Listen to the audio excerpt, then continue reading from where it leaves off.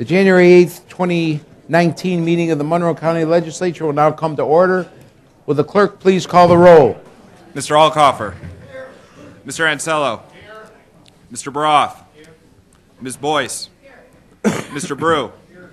President Carbone. Here. Mrs. Conley. Here. Mr. Delahanty. Here. Mrs. DeFlorio. Here. Mrs. Draw. Here. Mr. Felder. Here. Mr. Flagler Mitchell. Here. Ms. Harris. Here. Mr. Hebert. Here. Mr. Howland. Here. Ms. Cayley. Here. Mr. Lightfoot. Here. Mr. Mafucci. Here. Mr. Marinetti. Here. Mr. Michike. Here. Mr. Morelli. Here. Mr. Moyo. Here. Mr. Rockow. Here. Mr. Shepard. Here. Ms. Taylor. Here. Mr. Terp. Here. Mr. Wilcox. Here. Mr. Wilt. Here. Mr. Zale. Here. Okay, before we get started, I'd like to wish everybody a happy and healthy new year. And I know we all look forward to a very productive year in our legislature. Thank you. Okay, please stay seated. I'd like to introduce Reverend Paul Bonacci of the St. Pius X Church, who has been invited by Legislator Tracy DeFlorio to lead us in a moment of prayer. Thank you very much. And to our legislators, there is a program at your desk if you'd like to follow on the back page for the prayer. Let us pray. Creator of the heavens and the earth and all that is contained therein, we turn to you this evening as we begin this legislative session. May these legislators be deepened in gratitude for the gift of being of service to the communities and to the citizenry of this county. May their wisdom be deepened. May their courage be fortified. May their sense of community be strengthened. May their hearts be enlarged with love of life, their own lives, and the lives of the people they serve. Bless the people of Monroe County. May your blessing upon the people stir into a roaring blaze the fire of passion for family and friend, the fire of passion for justice and peace, the fire of passion for serving rather than being served. May our hearts be grateful for all the blessings of our lives as we seek to be instruments of blessings for the lives of those around us. We pray, Almighty and loving God, in your name, who live and reign forever and ever. Amen. Amen. Thank you, Father. Thank you. On behalf of the legislature, thank you for your participation. What a privilege for me. All right. Okay, thank you. Great job.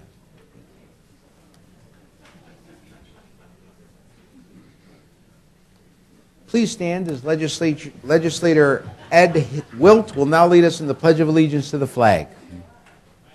Allegiance to the flag of the United States of America, and to the republic for which it stands, one nation, under God, indivisible, with liberty and justice for all. And congratulations to Legislator Wilt, who was sworn into office by County Executive Cheryl Donalfo last week as he begins to serve the one-year term he was elected to in November.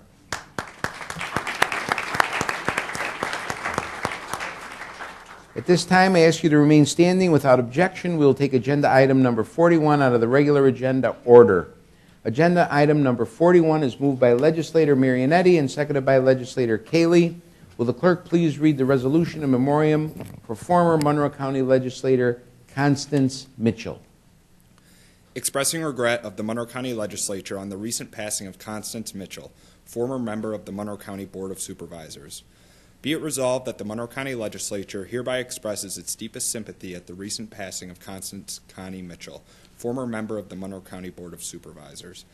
And whereas Constance passed away on December 14, 2018 at the age of 90. And whereas Constance was a trailblazer, an activist, a leader, and an inspiration for all who followed after. In 1961, Constance was elected to the Monroe County Board of Supervisors, and in doing so was the first African-American woman to hold public office in Monroe County. Ms. Mitchell was reelected to her position on the Board of Supervisors in 1963. After her 2 terms of service on the Board of Supervisors, she did not seek re-election but continued to serve the community in many other ways. And whereas Constance was a well-known activist for civil rights and equality throughout our community, she and her husband John co-founded the nonprofit organization Action for a Better Community, which helps low-income individuals and families achieve self-sufficiency. Constance was also a member and leader in the Urban League of Rochester, as well as United Way of Rochester. Her achievements, accomplishments, and contributions to our community will not be forgotten. And whereas Constance is survived by her daughter, Constance Mitchell Jefferson, as well as grandson and 2 great-grandchildren. She will be missed by all who knew and loved her. And whereas Constance will be remembered for being a hardworking and passionate trailblazer for all women and a leader in our community, she will be remembered and missed by our grateful community. Be it further resolved that the Clerk of the Legislature is hereby directed to forward a copy of this resolution to the bereaved family. This resolution was adopted unanimously, with each legislator rising in his or her place for a moment of silence.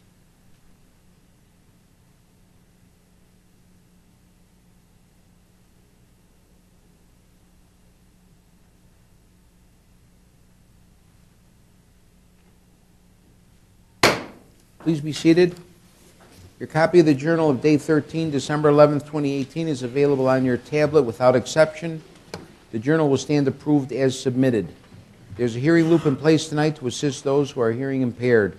Anyone requiring assistance should inquire in the clerk's office. If you have a cellular phone, pager, or other electronic device in your possession, I would request that you make it inaudible for the duration of the meeting. Thank you for your cooperation.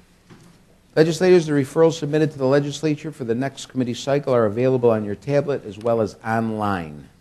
There are several proclamations scheduled this evening. Mr. Clerk. Would Hilza Rosario Escher please come forward? Also, President Dr. Joe Carbone and County Executive Cheryl Donalfo.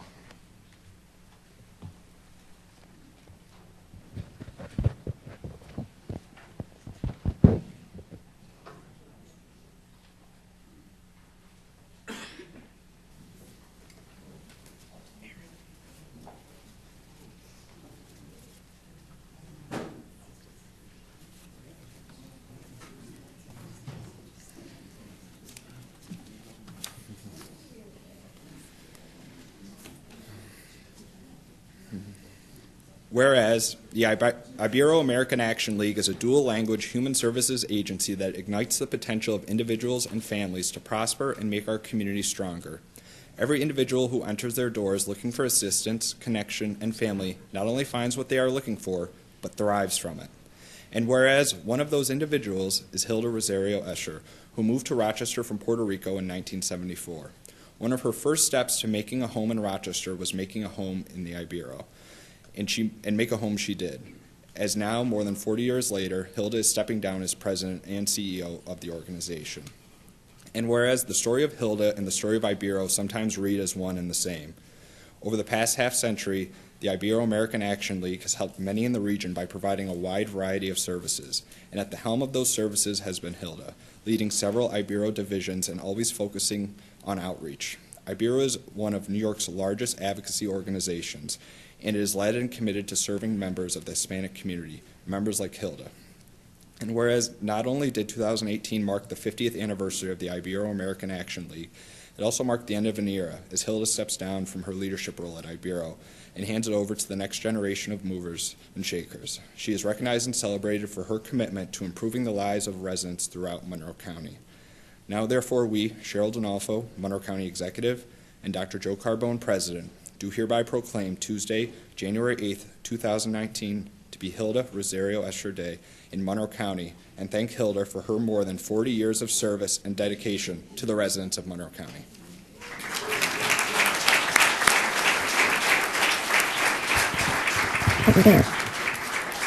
Thank you. Only one day?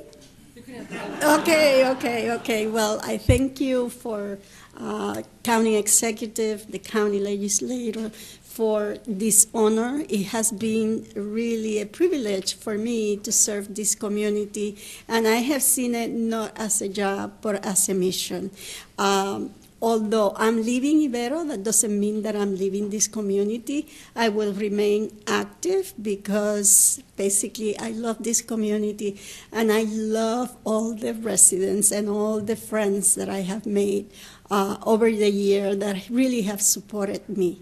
Because when you are successful, success doesn't come in isolation. There are individuals like the county executives, like many of you, that have supported me over the years. Thank you very much.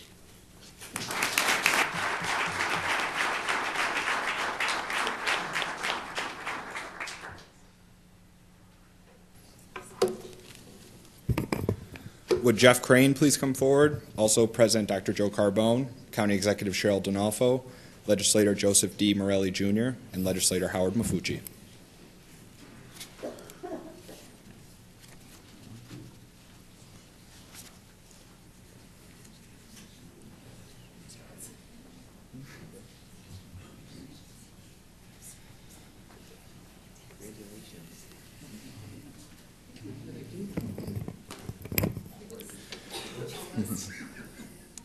Whereas, impacting the lives of students and families through education is among the most admirable pursuits one can engage their life in. Jeff Crane has spent the past 44 years doing just that, serving the Monroe County community as a teacher, principal, and superintendent in a public school education. He has dedicated his career to building up young minds and supporting students as they carve out their own unique futures. And whereas Jeff began his career in education as a teacher in the Fairport and Brighton school districts, later serving as principal at the Victor School District. He then sought a permanent career with the Irondequoit students, first serving as principal at Irondequoit High School for 6 years, where his impact and reputation led to his hire as superintendent of the West Irondequoit Central School District. He has been serving in that position since 2003. And whereas, in his tenure as superintendent, Jeff oversaw many large-scale projects, including the implementation of full-day kindergarten and the fostering of long-term financial stability for the school district. His work truly influenced every aspect of West Irondequoit's education, spanning many schools, ages, families, and extracurricular activities. He also served as a member of the New York State Council of School Superintendents, the Association for Supervision and Curriculum Development, American Association of School Administrators, and has represented school superintendents on the Monroe County Council of Governments. And whereas, after 4 decades of service in public education, Jeff has developed a reputation as an activist for anti-segregation and anti-racism in schools. He played a major role in revitalizing the urban-suburban program and convened the student-led Rock to Change organization. Before his retirement at the end of 2018, Jeff was the longest-serving superintendent in Monroe County. He has impacted thousands of students in the term of his career, and we are grateful for his service to our community. Now, therefore, we, Cheryl Donalfo, County Executive, Dr. Joe Carbone, President, Joseph Morelli Jr., Legislator, District 17, and Howard Mafucci, Legislator, District 10, on behalf of the residents of Monroe County, do hereby recognize and congratulate Jeff Crane on his well-deserved retirement from the West Irondequoit School District.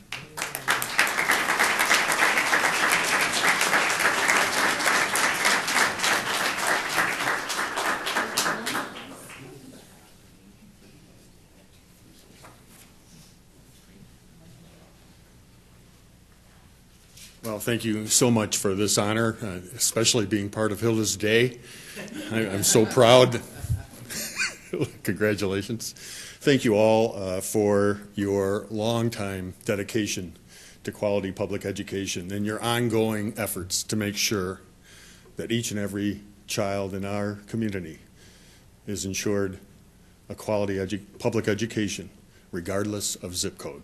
Thank you so much for this honor. Appreciate it.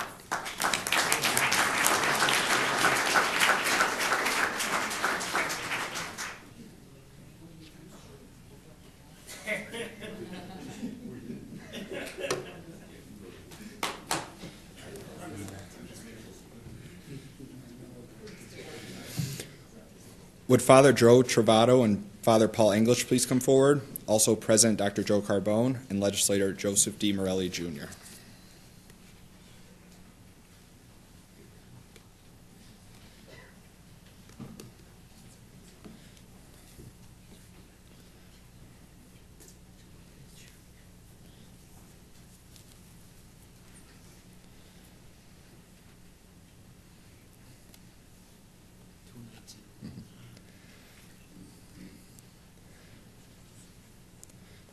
Whereas, it is the sense of this legislature to honor individuals whose efforts add to the quality of life and the betterment of others across Monroe County.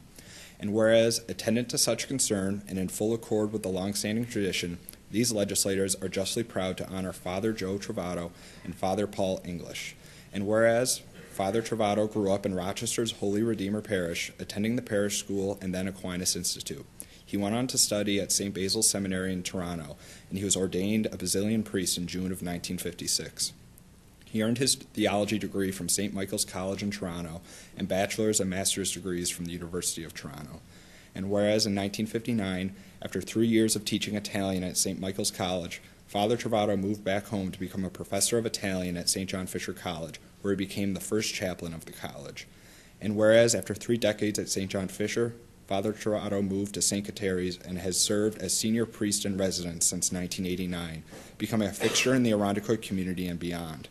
In that time, he also served as the chaplain of the Irondequoit Police Department.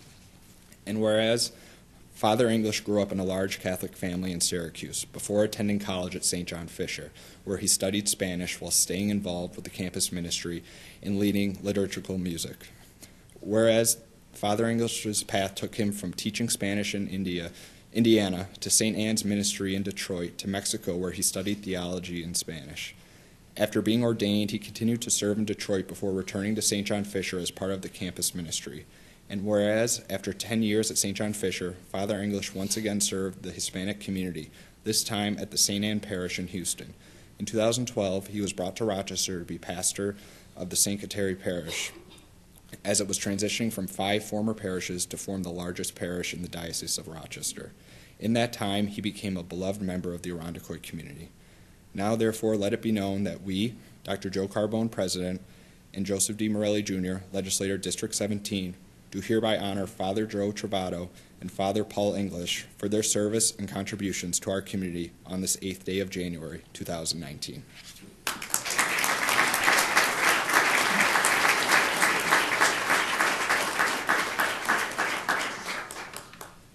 It has been an honor for the Basilian Fathers to serve in Irondequoit, first at Christ the King Parish and then as part of St. Kateri, for a total of 43 years.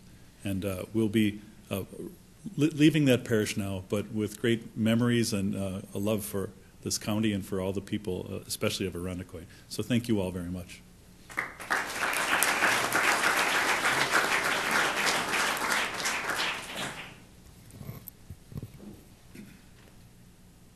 I'll just repeat what Father Paul English said, and thank you very much for this honor.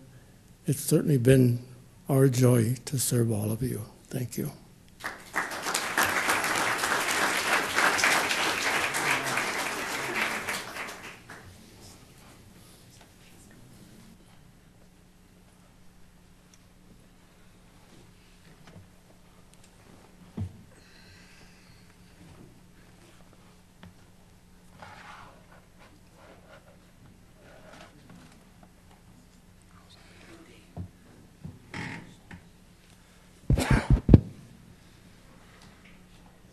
We will now recess for the purpose of holding a series of public hearings. I now declare open the public hearing entitled Authorizing Lease by Negotiation with AARP for Office Space at the Monroe Community Hospital. There are no registered speakers for this hearing. There being none, I declare this public hearing closed. I now declare open the public hearing entitled Authorizing Lease by Negotiation with Sisters of Charity Hospital Buffalo for a methadone clinic at the Monroe Community Hospital. There are no speakers registered for this hearing. There being none, I declare this public hearing closed.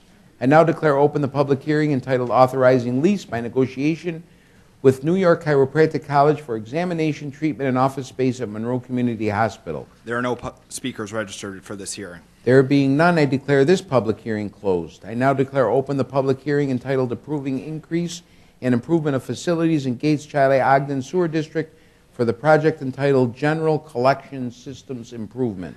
There are no speakers registered for this hearing. There being none, I declare this public hearing closed. I now declare open the public hearing entitled Approving Increase and Improvement of Facilities in Northwest Quadrant Pure Waters District, General Pump Station, Interceptor, and Treatment Plant Improvements. There are no speakers registered for this hearing. There being none, I now declare this public hearing closed. I now declare open the public hearing entitled Approving Increase and Improvement of Facilities in Rochester Pure Waters District, General Collection System, and Treatment Plant Improvements. There are no speakers registered for this hearing. There being none, I declare this public hearing closed. I now declare open the public hearing entitled Approving Increase and Improvement of Facilities in Rochester Pure Waters District, Frank E. Van Laer, Wastewater Treatment Plant Aeration System Improvements. There are no speakers registered for this hearing. There being none, I declare this public hearing closed. I now declare open the public hearing entitled Approving Increase and Improvement of Facilities in Rochester Pure Waters District, Frank E. Van Laer, Wastewater Treatment Plant Electrical Systems Improvement. There are no speakers registered for this hearing. There being none, I declare this public hearing closed. I now declare open the public hearing entitled Approving Increase and Improvement of Facilities in Rochester Pure Waters District, Frank E. Van Laer, Wastewater Treatment Plant Secondary Clarifier Improvements. There are no speakers registered for this hearing. There being none, I now declare this public hearing closed. I will now reconvene the January 8, 2019 meeting of the Monroe County Legislature. There are no formal committee reports scheduled for this evening. We will now hold the public forum. We have several people registered to address the legislature. Mr. Clerk. If you require assistance, a deputy is available to assist you in approaching the lectern. I will call 3 people forward at one time. Each speaker will have 2 minutes in which to address the legislature, and kindly conclude your remarks when the timer sounds and exit through the back of the chambers. Thank you for your cooperation. Our first 3 speakers will be Elizabeth McGregor, Paul Frisella, and Cynthia Tolman.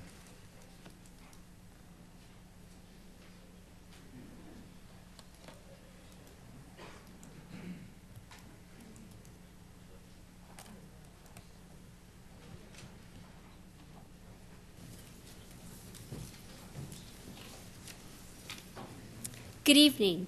My name is Elizabeth McGregor. I am a pediatric speech-language pathologist. When my colleagues and I spoke to you last month, the Monroe County Early Intervention Program was in crisis.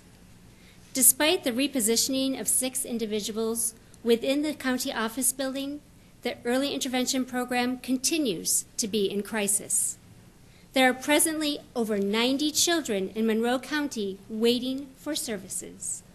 All of these little people have been evaluated and qualify for support services. Yet there are no providers available to provide the therapy they and their families so desperately need. My colleagues and I are hardworking, highly educated professionals. Yet we have not seen a pay raise, much less a cost of living adjustment, since 2003. Then in 2010 and 2011, we received pay cuts. Imagine raising your family on less money than you made over 20 years ago. In addition, the amount of non-billable hours, work hours, has increased dramatically. As I explained to you a few weeks ago, as an independent provider, I work well over 60 hours each week. But I only get paid for the 23 client contact hours I provide.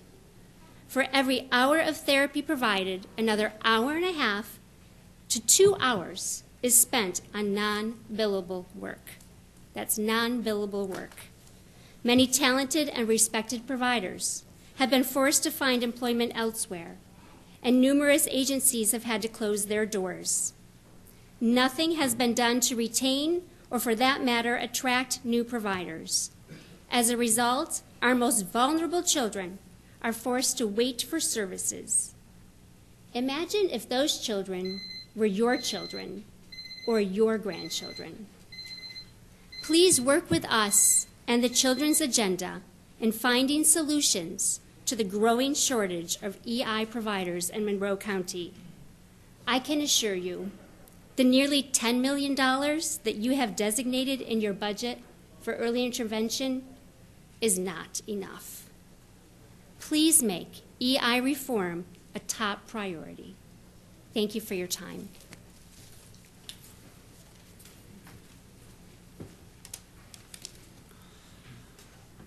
I am Paul Frisella. There are 2 concerns I want to mention today.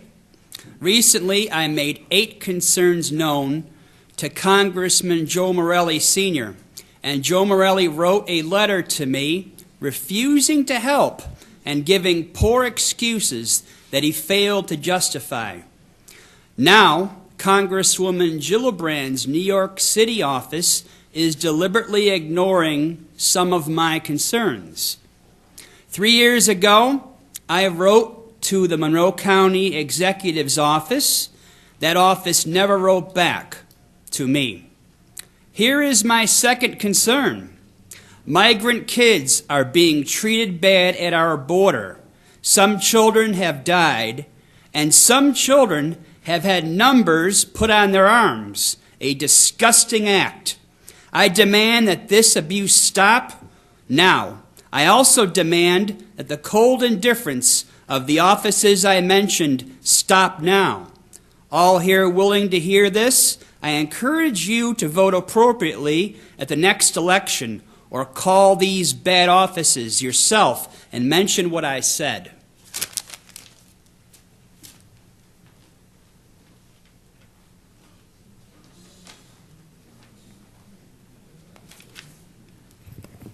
Good evening. My name is Cynthia Tolman. I'm here again, and I'm going to speak on behalf of Early Intervention and Preschool Special Education Services in Monroe County.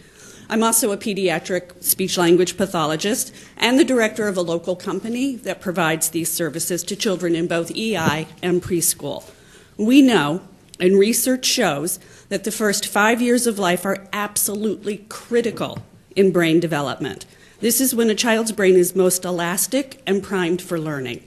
Once a child reaches the age of 6, most of the opportunity for tremendous learning gains has passed, and that's why early intervention services are so important. By the time a child enters elementary school, the ability to what we call catch up is very limited. Monroe County, I know you know, is facing a critical shortage of service coordinators, special education teachers, SLPs, OTs, PTs. Surrounding counties have begun to address this shortage in their counties by increasing rates paid to providers and provider agencies. You can do the same.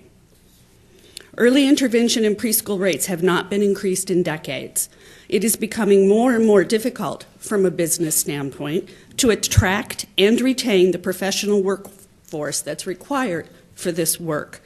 Poor reimbursement rates correspond to lower salaries, which corresponds to a lack of providers and results in waiting lists for children and families. Yes, rates for EI, services and evaluations are set by the state. The state also sets the rates for preschool evals, and advocacy efforts do need to continue at the state level.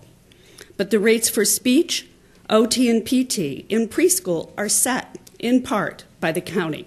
You can do something about the preschool rates in Monroe, just like many surrounding counties have already done. I'm asking you to increase preschool-related service rates for speech, occupational and physical therapy, and to fund additional initial service coordination positions in early intervention at the county. Thank you for your consideration, and Happy New Year. Our next three speakers are Joanne Sassa, Janet Rosenberg, and Donald Adams.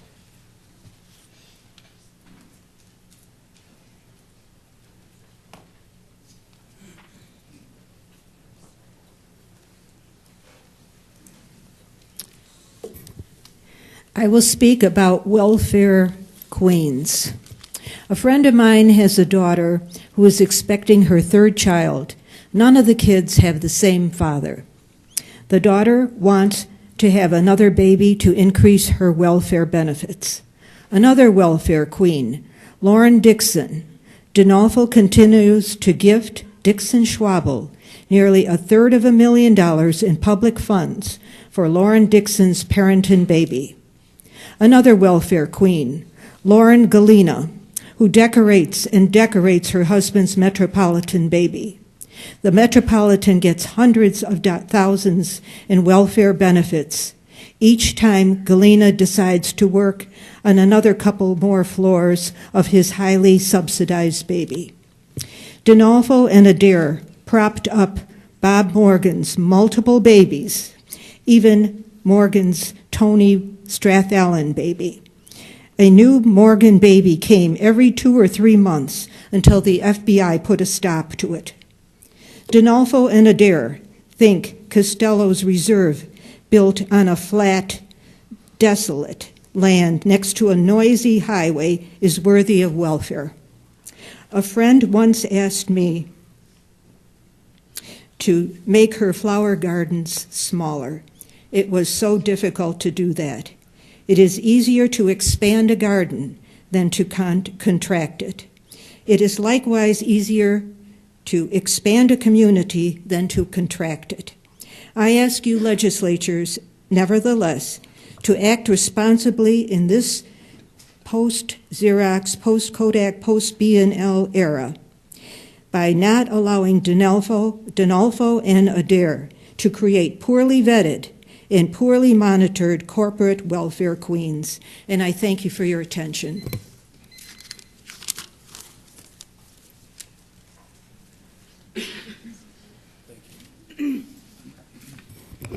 My name is Janet Rosenberg, and I'm an early intervention physical therapist.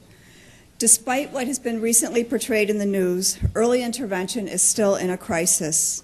I would like to remind Cheryl Dinolfo and this legislative board that at the November 27, 2018 meeting, Ms. Dinolfo spoke in depth about the early intervention crisis, stating it would be a top priority for her and Monroe County in 2019 to advocate at the state level for rate changes and reform.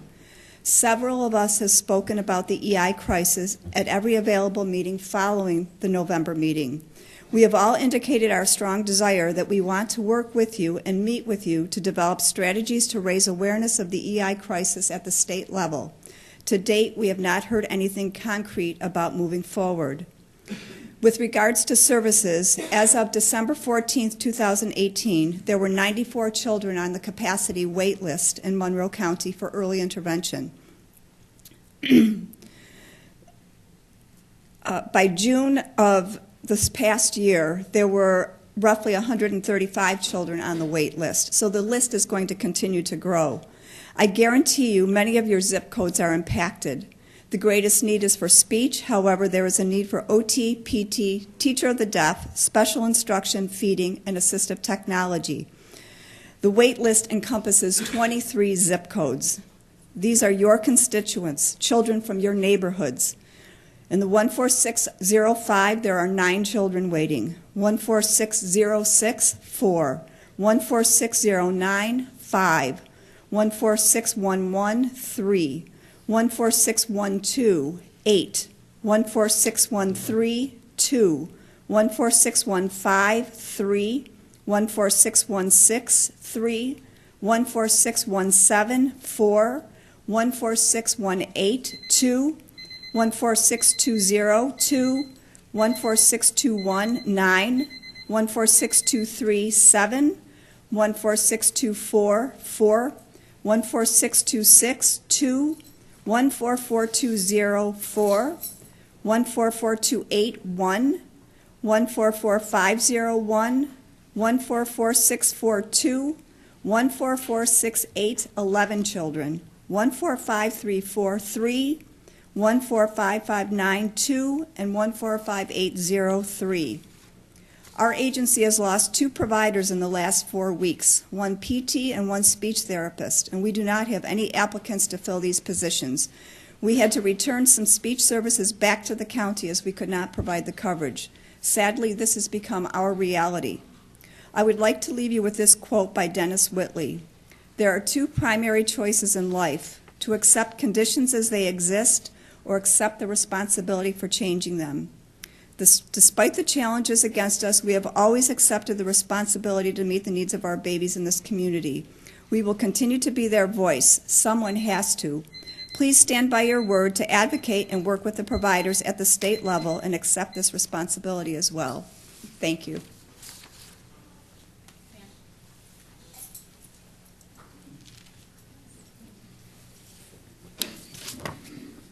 Good evening to you all. Merry Christmas and Happy New Year. My name is Donald Adams. I'm one of the leaders of the Homeless Union.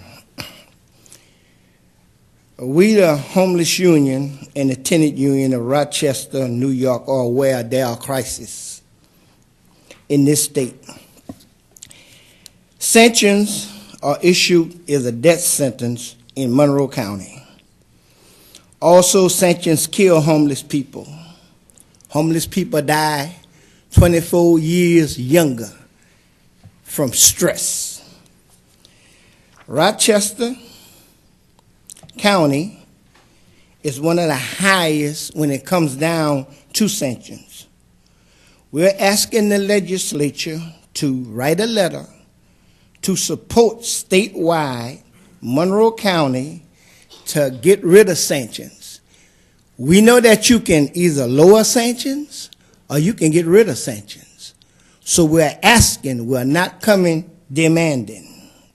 There is a problem. The problem has been here. The system is flawed. We know that the system is flawed. We're coming asking for your help. We know that homeless shelter are not the answer.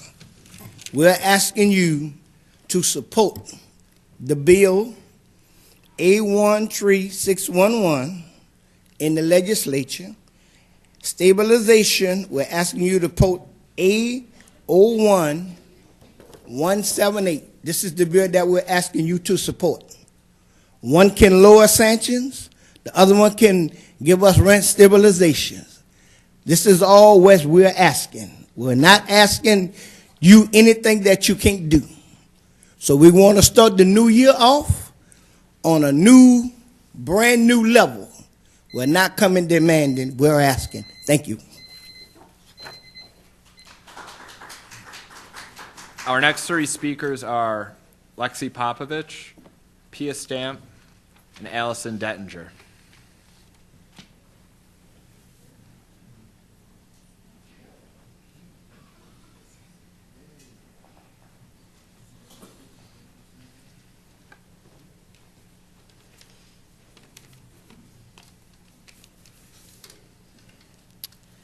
I want to thank the legislature for allowing me to speak tonight. I'm Lexi Popovich from the American Lung Association, and I'll be discussing evidence-based tobacco control policies. In just 1 year, the Surgeon General recognized that national e-cigarette use among 12th graders has increased 90%, 96% among 10th graders, and 74% among 8th graders. Problems around our county have escalated as more teenagers are admitting they are addicted to the e-cigarette Juul. Many students report that they use 1 Juul pod a day. 1 Juul pod contains the equivalency of 1 pack of cigarettes worth of nicotine. In the past year, many municipalities have successfully, enthusiastically passed policies that focus on health and wellness of youth and their communities. The town of Brighton, Perrington, or Irondequoit have all gone tobacco-free on their town grounds and parks. The town of Brighton has a zoning policy that now zones all vape retailers to industrial zones, which is further away from school properties. The town of Perrington has also passed a policy that zones all tobacco retailers to industrial zones, which is further away from schools and youth-centered locations as well. This makes it harder for 18-year-olds to buy, sell, and distribute tobacco and vape products to younger youth. Since July, the number of tobacco and vape retailers have increased dramatically in our county. There are currently 35 vape shops in the county and 643 tobacco retailers. 509 of these retailers are in the city of Rochester alone. 55 school buildings in the county reside within 1,000 feet of 1 or more tobacco retailers. That is 60% of all city schools that are located within 1,000 feet of 1 or more tobacco retailers. Evidence shows that comprehensive tobacco control policies that limit the density of tobacco retailers in a given area that limit the density of tobacco retailers in a given area and prevent retailers from operating near schools is instrumental in lowering accessibility, acceptability, and initiation of nicotine use among youth. The FDA, CDC, and Surgeon General have declared e-cigarette use a national epidemic, but local advocacy and community efforts are essential to protect youth from entering and continuing down a path of addiction. 11 and 12-year-olds in our county right now are developing substance use disorders with nicotine, which impact their brain, behavior, and neural pathways toward addiction, as this should be more concerning, especially due to the opioid epidemic in full swing. Thank you.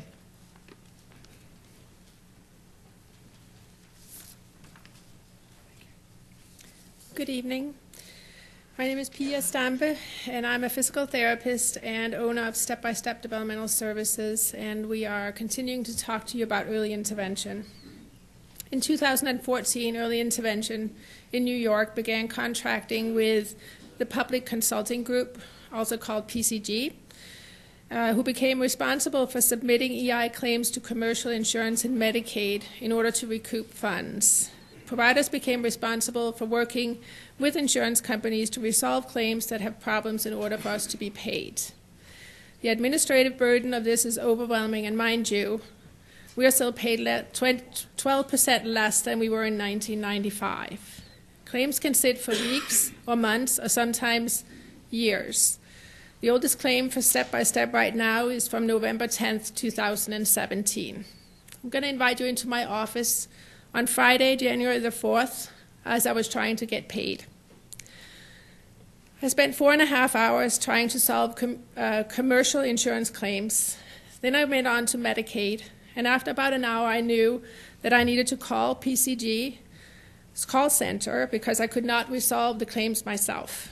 The PCG representative that answered the phone that day went on to tell me that in order for the Medicaid claims to move to payment, I had to change the name of the prescribing doctor because the doctors were not registered with Medicaid, and as such, Medicaid would not pay. Change the prescribing medical doctor to who, I asked. Oh, to anyone. You can just pick someone in your agencies who's registered with Medicaid, the rep told me. But the physical therapy law, it has to be prescribed by a doctor, I said. It doesn't matter. Medicaid allows that. They don't care, and we need the claim to move on so you can get paid, I was told. I have sat through countless hours of Medicaid compliance training. I have a compliance officer. I sign Medicaid compliance every year. I know the rules. I was just told by PCG and thereby New York State to commit Medicaid fraud in order to be paid for my work in early intervention. Medicaid fraud is not only a crime, it could cost me my license and my business. How desperate am I to get paid? Quite desperate, but not enough to commit a crime. Since I refused to commit a crime, I now have to wait to get paid, and if I continue to refuse, I will not get paid. So what did I do? I called the Medicaid fraud line, OMIC, Office of the Medicaid Inspector General, and reported PCG for encouraging providers to commit fraud. By then I had spent 8.5 hours trying to get paid for work that I've already done and that I've paid my employees for. We desperately need your help, and we need it now. Thank you. And I have attached documentation of my complaint to OMIC to handouts for you. Thank you.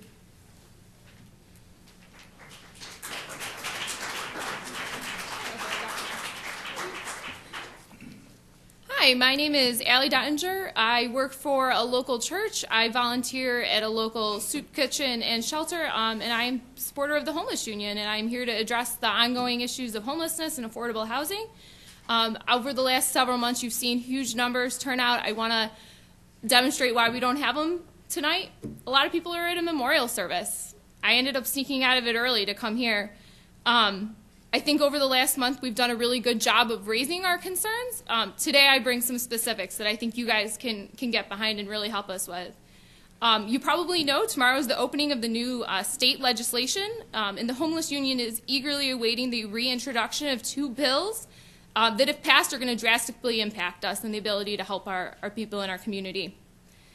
We are asking you as a local legislature to support the passing of legislation at the state level that will end durational sanctions that are employmental, and that is bill number A03611, and legislation to create a Home Stability Support Rental Supplement Act, bill number A08178. I've provided copies of both of them of the previous round of legislation, so once it's introduced new and I have an actual copy of the new legislation, I'll provide that as well. The best way I know is to lobby our legislature on the state level is to have conversations. We're doing that to the best of our ability. I had to take a day off of work next week so that we can go out to Albany because we've set up our own conversations. but I know you guys have contacts, and I know you guys are able to help. I'm requesting that we work together as we utilize these contacts in Albany to make these bills become law.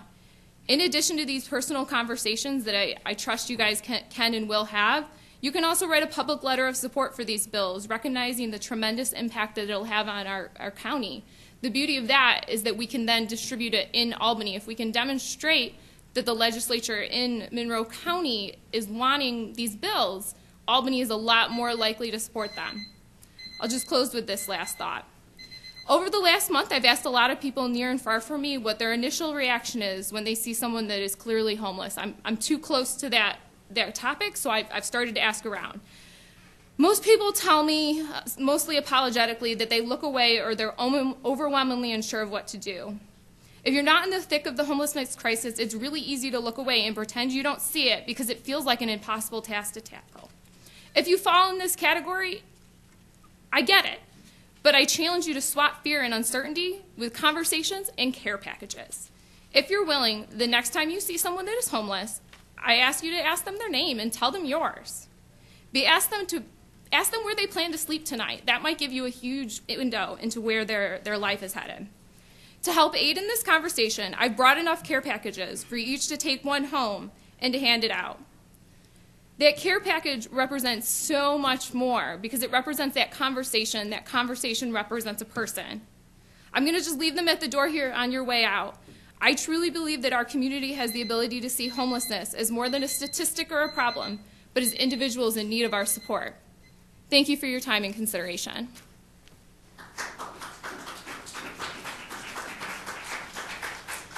Our next three speakers are Jamie Edwards, Grace Miller, and Pam Dimarzio.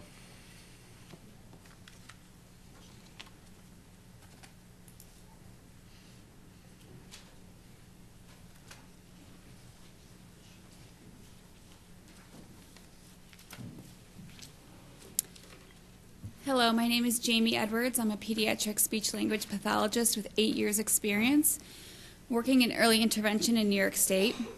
I'm also a supervisor and supervise 8 speech-language pathologists, also working with children birth through 3 in the EI program. I've spoken at the last 4 meetings. This is my 5th meeting. To better understand service coordination, there are initial service coordinators who take on the new referrals, and then there are ongoing service coordinators, and they manage the EI cases for the course of the child's EI stay. We have 6 initial service coordinators at the county level taking initial referrals, 5 at the county level providing ongoing service coordination. We only have a handful of other ongoing service coordinators outside of those county ones. This is down from the roughly 40 that we had last year. Since Catholic Family Center closed on December 31st, I don't even have an updated list of service coordinators. I've had families call me, I've had the SLPs that I supervise ask me, and I don't know. Things are very sloppy at the county right now. There's so much desperation for service coordinators that now independent providers and agencies are taking on the role to keep their jobs and businesses surviving. I will now be doing training for service coordination. I have no doubt that the county service coordinators are doing the best that they can with their very limited staff and with tremendous odds against them, but they just can't do it. There are not enough of them. So therefore, I will not only be treating children in the program, supervising the SLPs that I currently do, and taking on service coordination. As of December 14th, like Janet Rosenberg said, there are 94 children on the waiting list. I just had an SLP resign. I sent 6 kids back to the county. That brings the number to 100. It's difficult to attract new grads, and seasoned therapists end up leaving. We need better reimbursement rates to keep businesses open and qualified therapists staying so vulnerable children can get the immediate care they need. I am asking you to amend the 2019 budget to specifically support the county service coordination problem. There are skilled service coordinators out there that have been laid off that we could hire back on.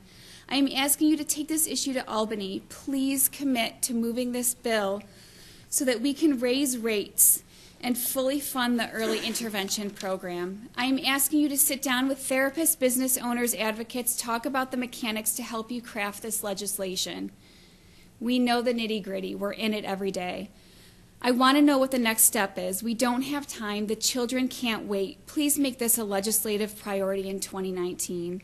I leave you with this Nelson Mandela quote: "There can be no keener revelation of a society's soul than the way in which it treats its children." Thank you.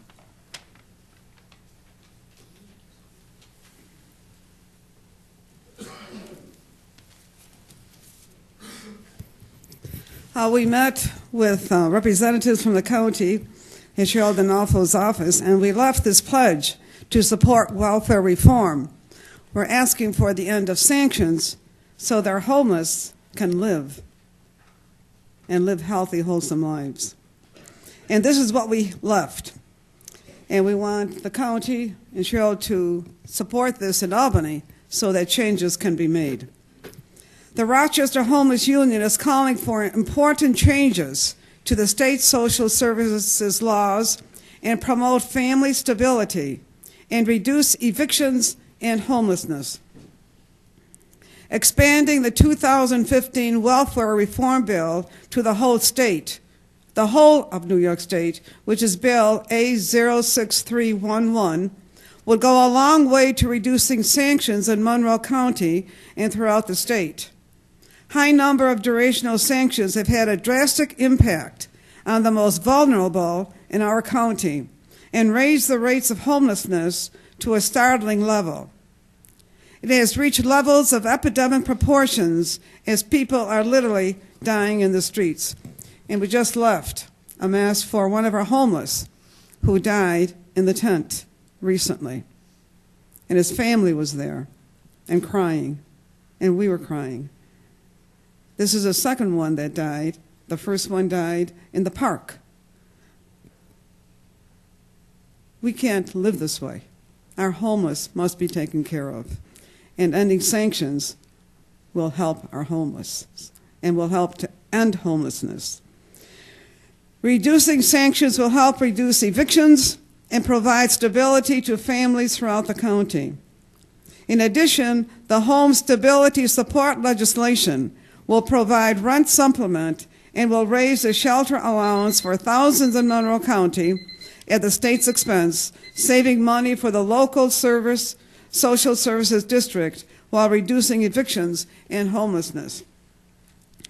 And so we're asking you to go to Albany or to submit this to Albany, that this county commits to publicly support statewide welfare reform by writing letters of support for legislation to end durational employment sanctions, again, bill number A03611, and legislation to create a home stability support rental supplement, bill number A08178, SO9195.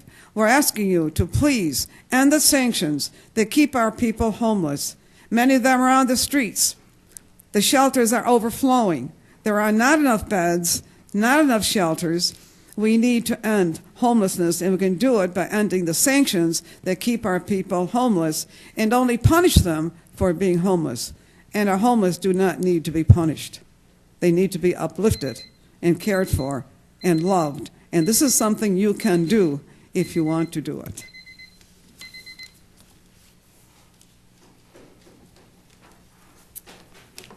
Hi, my name is Pam.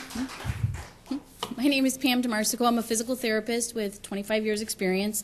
I currently work for Leap for Kids, which services EI and preschool kids. I also work full-time. I work per diem for Leap for Kids. I work full-time for Gage Child School District. So I have a nice view of the after effects if we don't give EI. I'm here to talk to you about the importance of EI for our community. I don't care who you talk to, a speech therapist, an occupational therapist, or a physical therapist. We see out there a trend of kids coming into school with more needs, And most of this is due to culture. I mean, we have more screen time. Kids aren't doing large gross motor play outside anymore because we're afraid to let our kids go outside to play. All of these things are happening, and we're creating kids with increased anxiety, less motor skills, and a lot of attention issues. All of these kids are coming in, and so right now we need more than ever to focus on our EI programs. One article I came across, because if you're not in the schools or you're not working with kids, sometimes what we do, OT, PT, it sounds a little bit, it's hard to really to get what we do. But I came across an article that was written by a professor of surgery from the Imperial College in London. And what he found was the things that he expected to be able to just to take for granted, that people would be, his surgical students would be able to cut and to sew and to put things together, it's no longer the case. And that's proof of what's happening. And so I guess my whole idea of bringing that piece of it to you is to let you know that it's not going to go away. This problem, kids are coming in with more needs. It's not going to go away. It's not going to lessen. We have more and more EI needs. And it's just because the way our culture is. It's just not America. It's Europe. It's Australia. It's everywhere. This is what's happening to our young. And so this is where we need to really focus and make it a priority. We don't have enough providers out there right now, and that is directly related to the pay, the rate that they get. I'll tell you right now, I also work another job for Rochester Regional Health. I work as a physical therapist there at Unity, and I could easily make more money working at Unity per diem than I can doing EI. So it is definitely something that I'm passionate about because there are future citizens. And it's important. These are the people that are going to be doing surgery on us as we get older. And you want these people to have the skills that they need. So thank you for your time. Our next three speakers are Patrick Broswell, Mrs. Morales, and Deborah Snyder.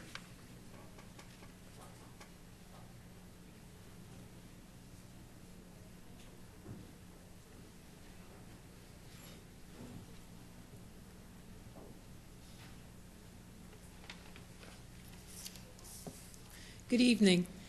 Thank you for this opportunity, and I want to thank all of my colleagues for speaking so eloquently about early intervention. I'm an occupational therapist, and with 14 years of EI experience, everyone's presented a lot of amazing detail and facts that you need to know. But what I want to spend time on today is pointing to a story that you know well. As in all stories, we can see ourselves, we can receive inspiration and motivation. It's fortuitous that just 2 days ago we celebrated the Epiphany, the three wise men bringing gifts to the Christ child more than 2,000 years ago. It was gold, frankincense, and myrrh to the infant. And here it is, January in Rochester, kind of dark and cold. It may be an ordinary day for you. But I want to invite you to entertain the sacredness in what you do in your day, in your tasks, right here now in 2019. Concerning early intervention, this is such a window of opportunity. Lack of EI services, it creates vulnerability and a poverty of experience and growth, leading to a lack of skill attainment. This can ripple out to different levels of dysfunction and pain for the child, family, and community. It makes so much sense that government funds invested early in the lives of children can result in potential savings for the government. Here's one example of what that could look like. It could be less utilization of the criminal justice system. You think this is a stretch? Well, it is documented that among juvenile delinquents, 70% have a visual skill problem. Visual motor and visual ocular motor skills are areas that occupational therapy addresses. And babies are developing this skill on day one. But let's go back to the Epiphany.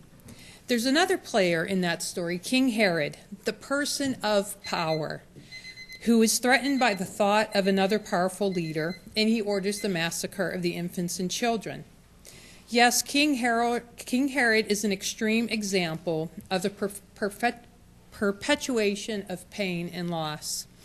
But I want to point out that the loss of early intervention and the loss of skilled providers due to inadequate funding is a present-day example of pain and loss.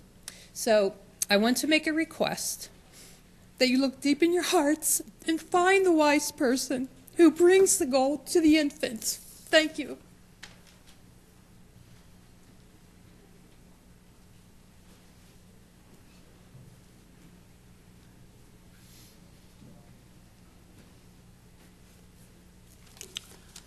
Good evening.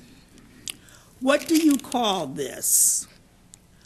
Arranging whatever pieces that come your way. Each and every one of you are in this room for a reason.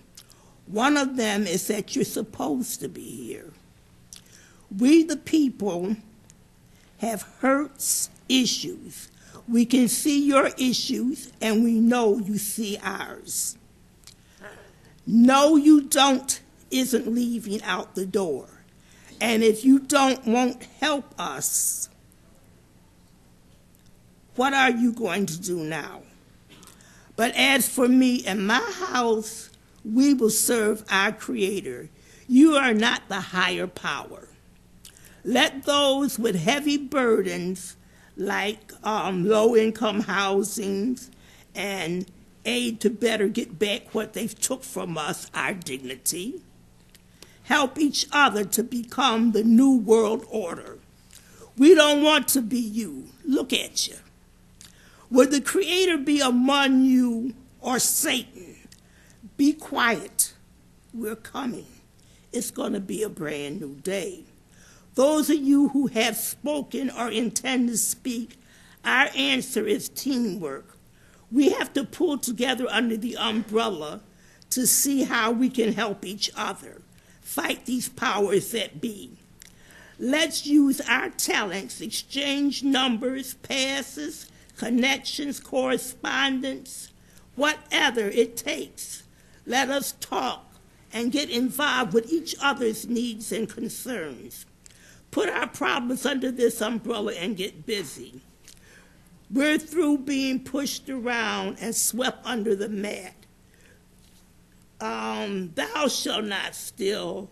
Your jails are filled up with the teachings that you have given us. Schools, torn down neighborhoods, slumlords. How do we get comfort? At what price and now what? The poor and the needy need. Mercy, mercy me. Things aren't what they used to be. But when the revolution comes, it won't be televised. This is not God's purpose for his people. Pay for what we've taught you, or your smiling faces and sweet words. How noble. People can be appointed to see us, hear us, and help us. That's what you're supposed to be doing. But you cannot face the music. That's us, the powers that be, sitting here in your face, tapping pens, smiling, cell phones, lean back, rocking chairs, watching us, listening not. Tell me, do you have a heart? Where is the love?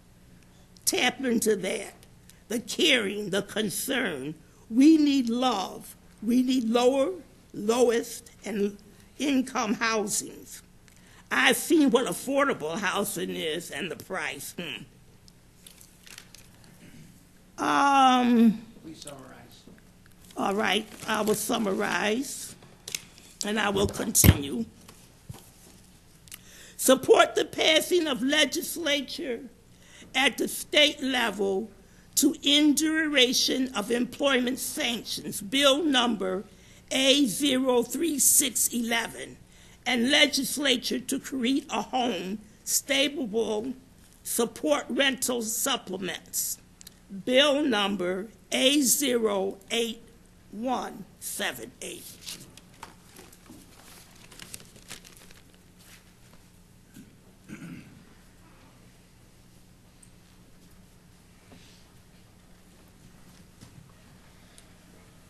Good evening, ladies and gentlemen.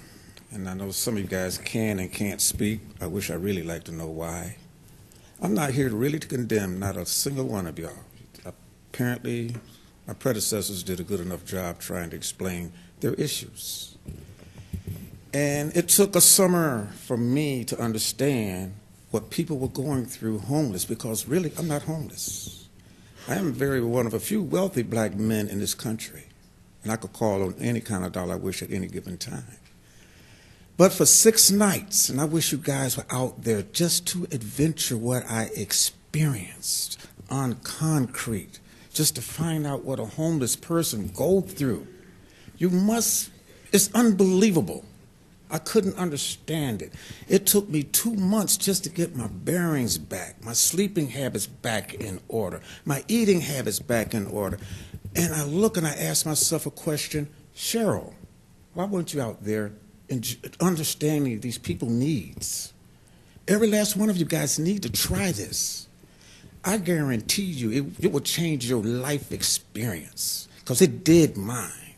Now it makes me want to fight for everyone in here, including you.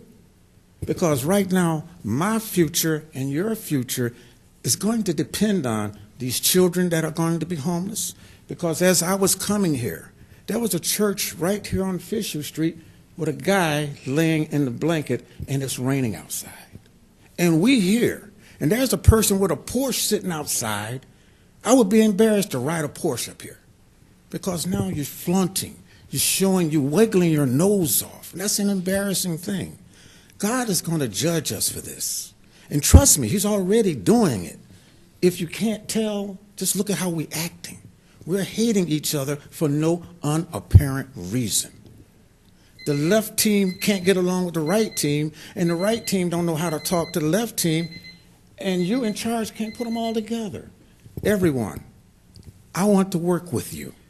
I really honestly want to work with you.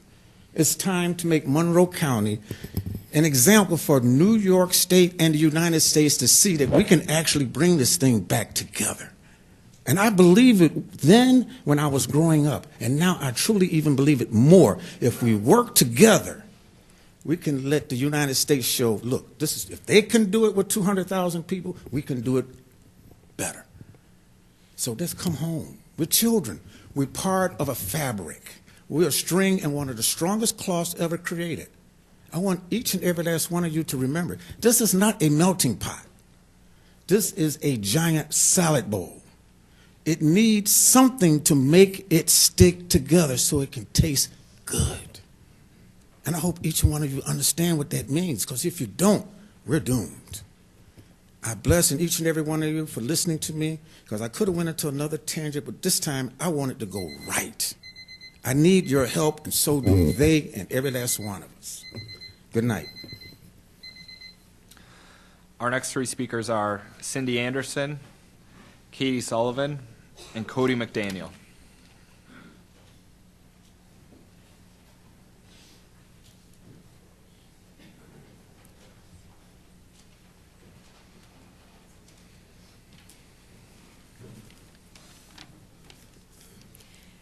Good evening. My name is Cindy Anderson. I am a pediatric occupational therapist and an OT and a PT supervisor at a local agency that provides early intervention and preschool services. However, this evening, I come to you as a grandmother.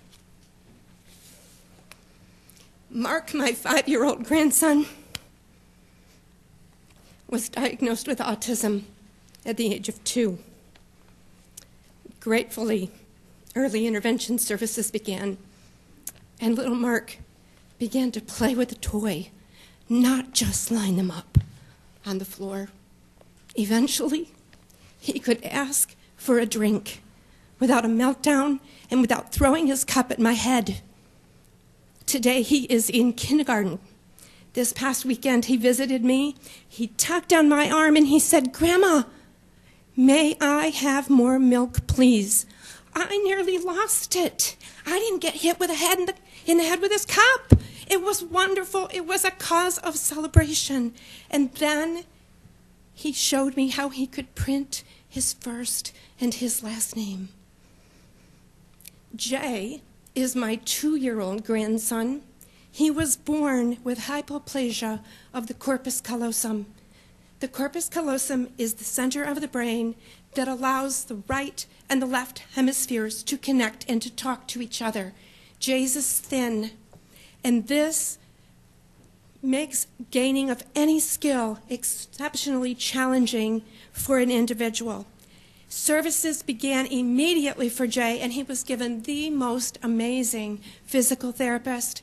I was not sure he would ever walk, and yet today, at 25 months of age, he is walking, he is beginning to talk, and he is engaging and playing, and it does this grandma's heart great.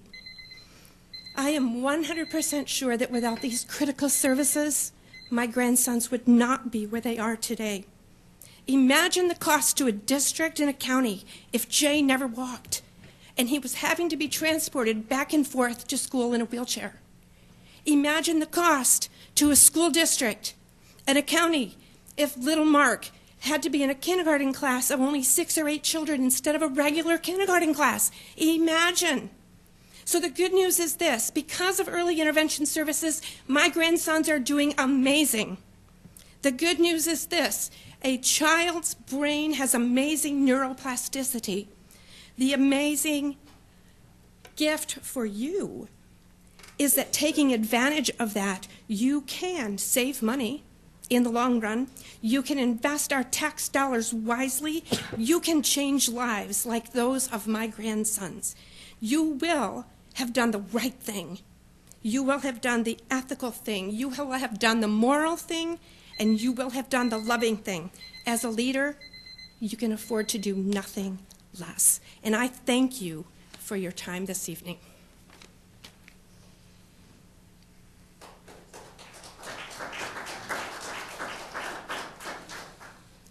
Hi, my name is Katie Sullivan-Tidd, and I'm an occupational therapist with Leap for Kids. I'm very humbled to have to follow her up. Incredibly moving. I have 23 years experience in occupational therapy. I started out in 1996 as a pediatric therapist. I then moved on to adult care, neurology. I moved to Canada, where there are no early intervention services, at least in the province of Ontario. I got to see what happens at the end game of a child's life into adulthood when they don't have those services provided early. It's not very pretty. A lot of those children ended up, some of them were institutionalized, and it's just a small cost at the front end from, birth to 3 could have prevented a lot of those unfortunate situations. Moved back to Rochester just last year, went back into pediatrics, obviously early intervention, and my salary now is exactly the same as it was in 1996. Also take into factor that I also don't get paid for paperwork, I don't get paid mileage, I don't get reimbursed for my car, I don't get reimbursed for travel time, for phone calls. I'm actually making less than I did as a new grad. I can only imagine what the new grads themselves are making now. It's pretty sad. And none of us go into this to get rich, but at some point, finances do matter. We have to pay our bills. My family's fortunate. My husband does have a decent job, and that's why I'm able to do what I do in early intervention. Not everybody is that lucky, though, and that's why so many of us are leaving early intervention altogether. This program that we have here in New York State is nationally known. I have 3 families on my caseload right now who are from other states, who have no ties to Rochester at all. They know about our program, and they moved here specifically to get help for their kids. This program is one of the crown jewels of our state, and the fact that we have to beg for funding to keep good therapists doing this work with children is very, very unfortunate. I am just begging that everybody supports the bills in Albany that can help increase funding to early intervention. Thank you.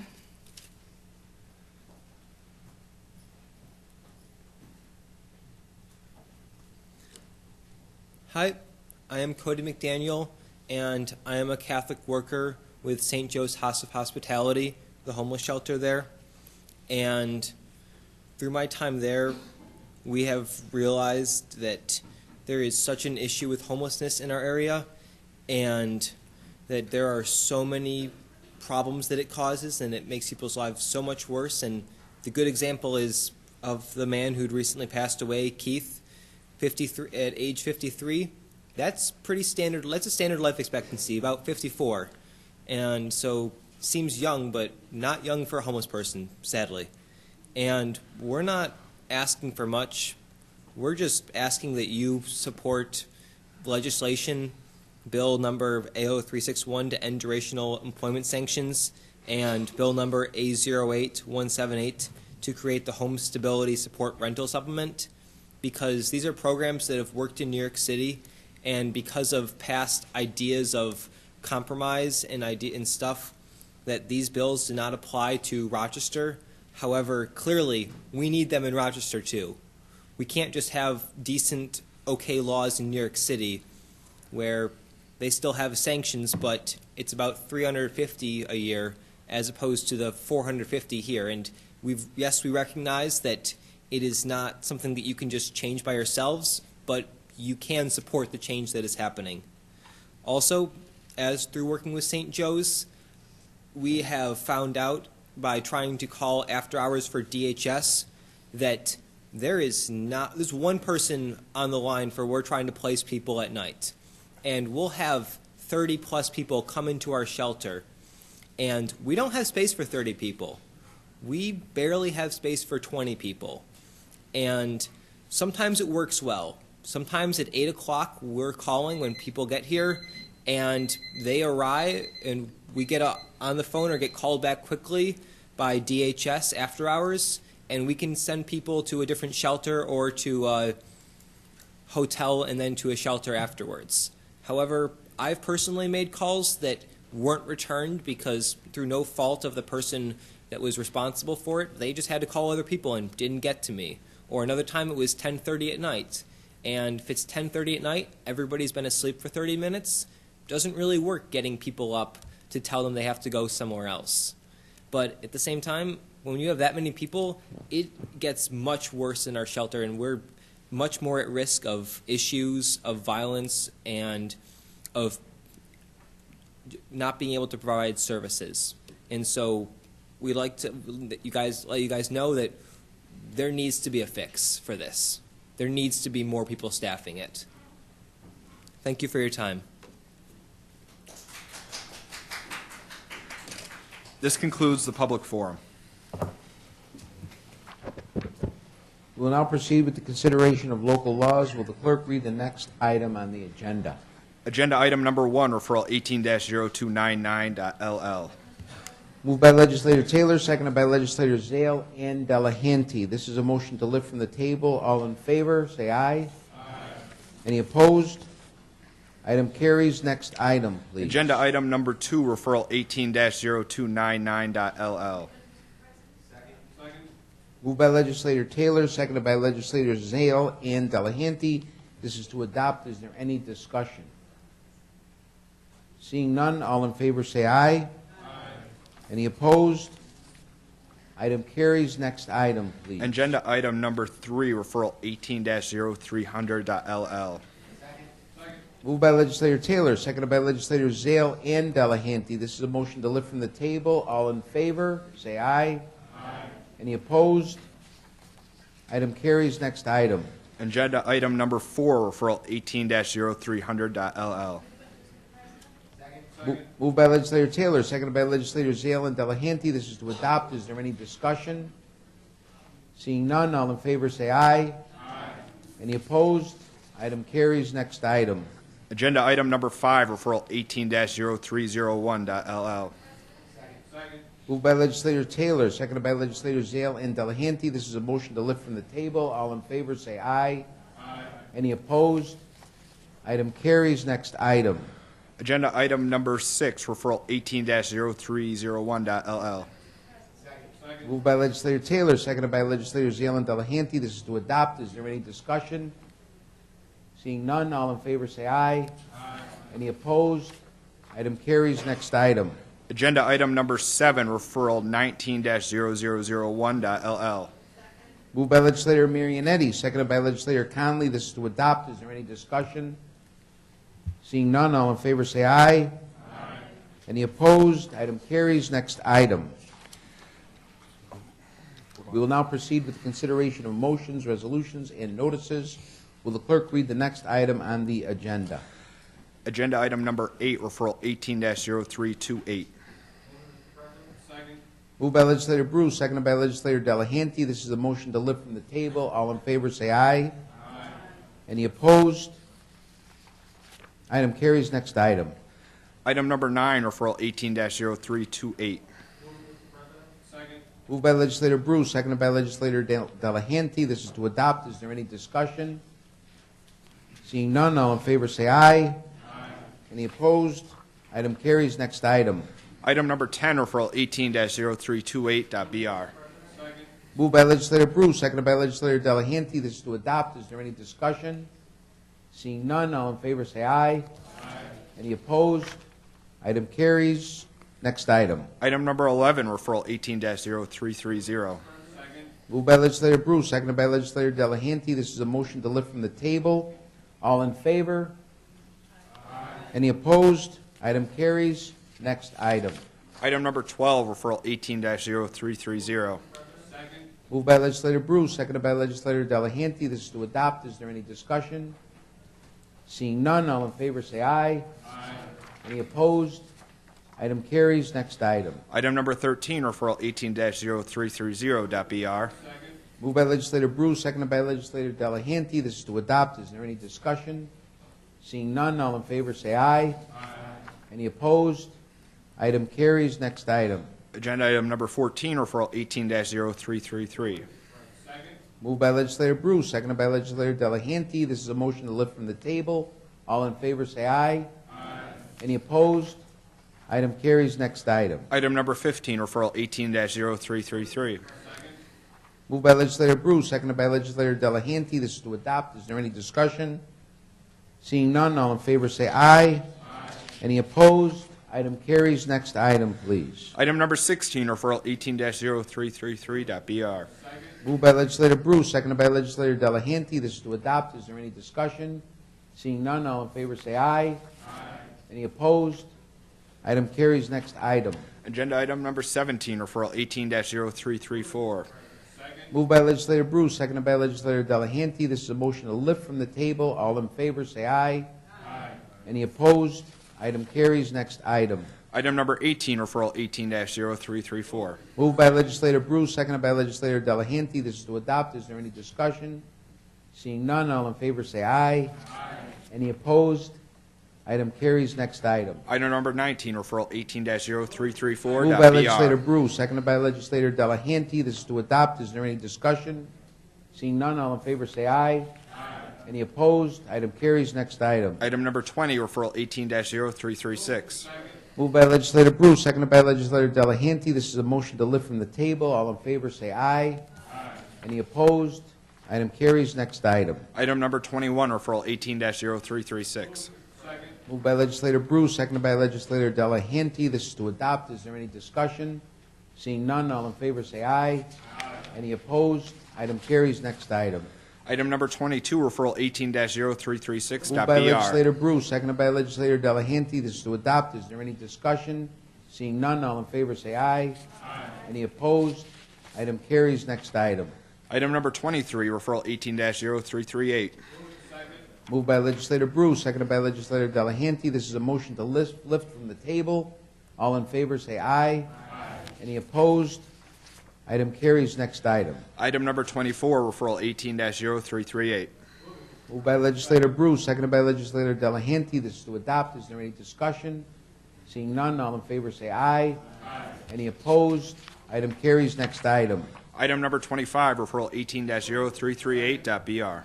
Moved by Legislator Bruce, seconded by Legislator Delahanty. This is to adopt. Is there any discussion?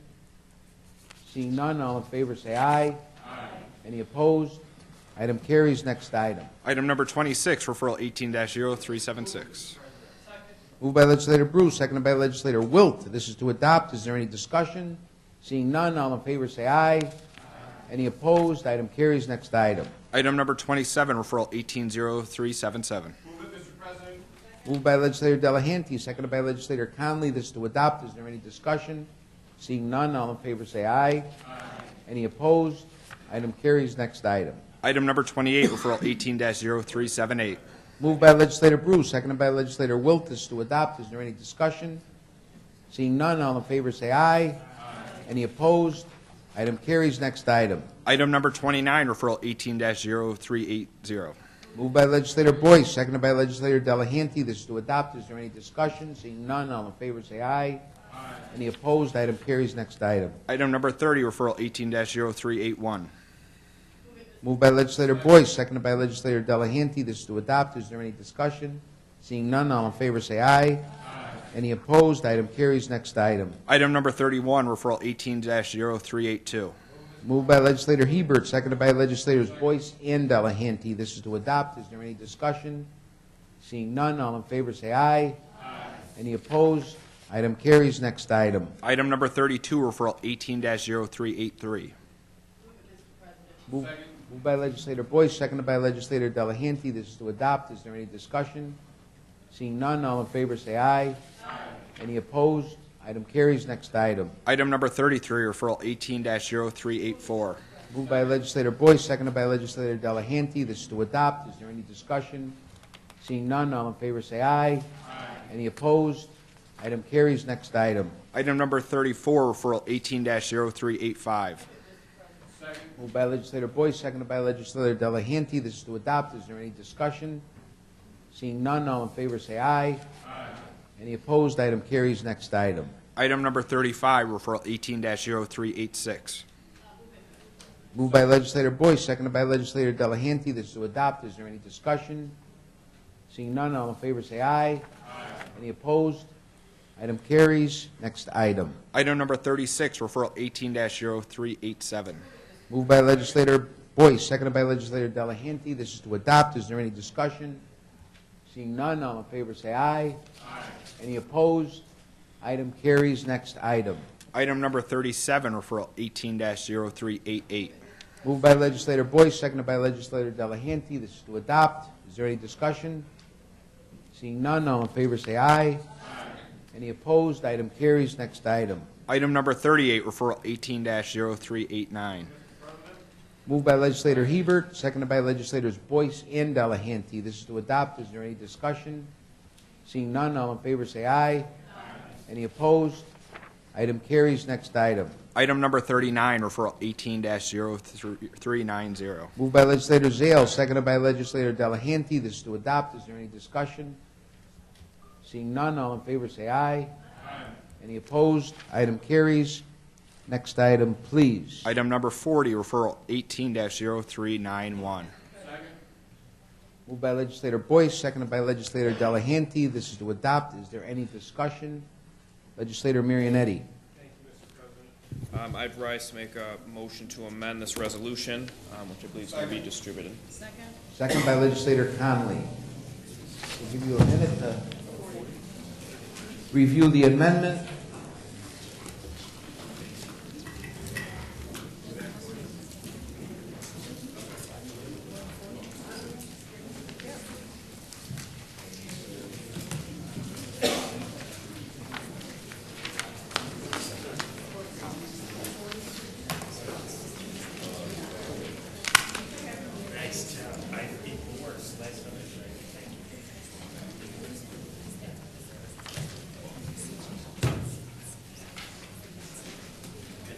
Okay, we have an amendment moved by legislator Marionetti and seconded by legislator Conley.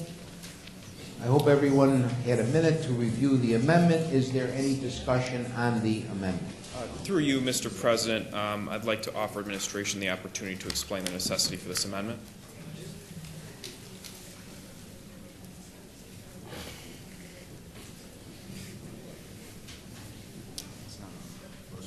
Thank you. Through the President, this is an amendment requested by the Sheriff's Office to correct the period of time for two parts of this. The first is the term of the grant itself, which in the original resolution says January 1, 2019 through December 31, 2019, and that's being corrected to December 1 of 2018 through November 30th of 2019. And the second change is to the contract. The contract will be executed for a period. The beginning stays the same. That's January 1st of 2019. Originally, it said December 31st of 2019. That needs to be changed to November 30th of 2019. And I understand that there won't be any funds paid for December of 2018. Thank you. You're welcome. Any further discussion on the amendment? Legislator Barat. Thank you, Mr. President. Through you to the administration, does that mean then that the amounts that are cited in the referral are still correct? Through the President, yes. Any further discussion on the amendment? We'll now vote on the amendment to this referral. All in favor, say aye. Aye. Any opposed? Amendment carries. We'll now return to the main motion. Is there any further discussion on the main motion? Seeing none, all in favor say aye. Aye. Any opposed? Item carries. There being no unfinished business, Legislator Marionetti. Stand adjourned until 6 p.m. Tuesday, February 12, 2019.